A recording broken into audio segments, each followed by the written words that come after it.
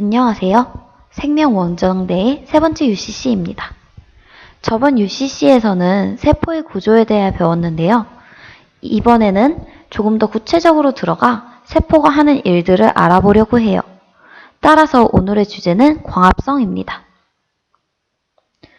모든 생물에서는 물질대사가 일어나요. 물질대사란 생체 내에서 일어나는 모든 분해와 합성이 연관된 화학 반응을 말해요. 이 물질대사가 두 개의 작용으로 나누어지는데 바로 동화작용이랑 이화작용이에요. 이 작용들은 사실 전혀 어려운 것들이 아니에요. 우선 동화작용은 작은 저분자 물질들이 고분자 물질들로 합쳐지는 과정이에요. 실상에서도 우리가 작은 종이들을 합치고 싶을 때 풀이 필요하잖아요. 화학 반응도 마찬가지예요. 분자들을 합치기 위해서는 무언가가 필요해요. 그래서 이 과정에서는 에너지가 필요해요. 따라서 동화작용은 에너지가 흡수되는 흡열 반응이에요. 반대로 이화작용은 큰 고분자를 작은 저분자들로 분해시키는 과정이에요. 분자들을 뭉치게 만들었던 힘이 필요 없어졌으니까 분출이 되겠죠? 그래서 이 과정에서는 에너지가 분출되고 발열 반응이 일어나요. 이 두 작용 중에서 오늘 우리가 배울 광합성은 과연 어느 작용에 속할까요? 이 식을 보면 알 수 있듯이 광합성에서는 에너지가 초반에 투입이 돼요. 따라서 광합성은 동화작용이에요. 자, 그렇다면 광합성은 과연 어디서 일어날까요? 모두들 잘 알고 있듯이 광합성은 식물세포에 있는 엽록체에서 일어나요. 그럼 광합성을 보기 앞서 엽록체의 구조를 잠깐 복습할게요. 우선 엽록체는 이런 식으로 생겼어요. 두 번째 UCC에서 배웠죠? 이 중 광합성에 있어서 가장 중요한 두 부위는 스트로마와 틸라코이드예요. 그 이유는 조금 이따 같이 알아봐요. 그리고 참고로 그라나는 단순히 틸라코이드가 차곡차곡 쌓인 모습이에요. 마치 돈전을 쌓아놓은 것 같은 모습이죠? 이번엔 광합성의 단계를 알아볼 거예요. 광합성은 크게 두 단계로 나누어지는데 바로 명반응과 암반응이에요. 우선 명반응은 광합성에서 필요한 에너지를 만드는 과정이에요. 반면 암반응은 칼빈 회로라고도 불리는데 실질적으로 포도당을 만들어내는 과정이에요. 암반응은 이제부터 칼빈 회로라고 부를게요. 그럼 이해를 돕기 위해서 이 그림을 보면 명반응에서는 물과 빛이 이용되어 ATP를 생성하고 산소를 분출해요. 그 다음에 칼빈 회로에서는 명반응에서 얻은 에너지들과 광합성에서 사용되는 CO2를 이용하여 포도당을 만들어내요. 아까 구조를 설명할 때 틸라코이드와 스트로마가 광합성의 가장 중요한 부위라고 했잖아요. 그 이유는 명반응이 틸라코이드 막에서 일어나고 칼빈 회로가 스트로마에서 일어나기 때문이에요. 자, 그럼 이제부터 명반응에 대해서 알아보도록 합시다. 명반응은 틸라코이드 막에서 이루어지는 반응인데 틸라코이드 막을 자세히 보면 이렇게 여러 엽록소와 광합성에 필요한 구조들이 있어요. 이러한 구조들을 합쳐서 관계라고 해요. 조금 더 자세히 설명을 하자면 관계는 엽록소, 보조색소, 반응중심 엽록소를 통틀어 부르는 말이에요. 관계는 두 가지 종류가 있는데 각각 관계 1, 관계 2라고 불러요.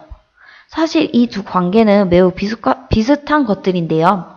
다른 점이 있다면 관계 1에서는 빛의 파장 700나노미터를 잘 흡수할 수 있는 엽록소가 존재하고요. 관계 2에서는 180나노미터의 파장을 잘 흡수할 수 있는 엽록소가 존재해요. 또한 관계 2가 2라고 불리지만 실제로는 먼저 일어나는 반응인데요. 그럼에도 불구하고 2라고 불리는 이유는 관계 1보다 더 뒤늦게 발견됐기 때문이에요. 이번엔 명반응의 실제 진행을 살펴봅시다. 제일 먼저 빛 에너지가 엽록소의 보조색소에 전달됩니다. 이때 엽록소의 빛 에너지가 통통 튀어서 반응 중심 엽록소로 모이게 되는데요. 그래서 모든 빛 에너지가 반응 중심 엽록소로 모이게 돼요. 동시에 물이 다가와서 불 분자를 분해하여 반응 중심 엽록소에 전자를 채워줍니다. 그럼 반응 중심 엽록소에 빛과 전자가 모두 준비가 되었겠죠? 많은 에너지가 모였기 때문에 반응 중심 엽록소는 전자를 전자수용소까지 슝 하고 보내줍니다. 그러면 전자수용체는 신속하게 전자를 잡아 전자 전달계로 보내줘요. 마치 공이 계단을 내려오는 것처럼 말이에요. 이 과정에서 ATP, 즉 에너지가 만들어집니다. 전자 전달계를 전부 내려온 전자는 바로 경계 1에 있는 반응 중심 엽록소로 전달되게 돼요. 경계 2에서와 마찬가지로 빛 에너지가 통통 튀어 반응 중심 엽록소로 전해지고 다시 한번 전자가 전자수용체로 뛰어 올라가게 됩니다. 같은 방법으로 전자는 전자전달계를 내려오게 되는데요. 여기서 조금 다른 점이 있다면 기다리고 있던 NADP 플러스가 전자를 담습니다. 그리고 NADPH가 만들어지죠. 기억해야 될 것은 명반응에서 만들어진 ATP와 NADPH가 차후 반응에서 유용하게 쓰인다는 점이에요. 하지만 간단하게 지나쳤던 전자전달계에 대해 궁금증이 생기겠죠? 그래서 전자전달계를 조금 더 설명해 보려고 합니다. 전자전달계는 산화환원 반응이 연쇄적으로 일어나서 전자의 이동이 일어나게 하는 집합체예요. 틸라코이드의 막을 보면 이렇게 여러 종류의 구조들이 박혀 있어요. 명반응에서 전자가 전자전달계를 통해 이동을 할 때 스트로마에 존재하는 수소들을 이 통로를 이용하여 틸라코이드 내부로 이동해요. 이 반응이 계속 진행될수록 틸라코이드 안의 수소 농도는 계속 높아지게 되겠죠?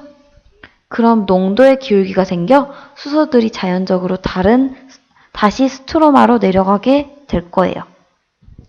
즉, 위치 에너지가 생겼다는 것인데요. 높은 농도에 존재하던 수소가 이 통로를 통해 다시 스트로마로 나오면서 분출되는 에너지를 사용해요. ATP가 생성되는 것이에요. 전자전달계는 나중에 세포호흡에서도 다시 한번 언급되니 그때 다시 설명할게요. 제가 이걸 공부했을 때 전자전달계의 메커니즘은 잘 이해가 되었지만 명반응과 잘 연관이 되지 않았어요. 그래서 이 그림을 찾게 되었는데요. 아마도 더 큰 도움이 될 수 있을 거예요. 전자가 전자전달계를 거치게 되면 틸라코이드 밖에 있던 수소가 내부로 들어오게 되고 농도차를 만들어냅니다. 이때 수소가 농도차를 줄이기 위해서 다시 틸라코이드를 밖을 빠져나가게 되고 스트로마로 나가게 되는데 분출되는 에너지를 이용하여 ATP 합성이 일어나요. 이제 좀 정리가 됐죠? 다음은 칼빈 회로인데요. 실질적으로 당이 만들어지는 과정이에요. 우선 여기 적혀 있는 것들이 칼빈 회로에서 사용되는 화합물들인데요. 복잡해 보여도 쉬우니까 걱정하지 말아요. 제일 먼저 루비피에서 시작하기로 해요.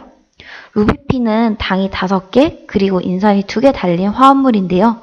루비스코라는 효소를 만나 CO2와 결합을 하게 돼요.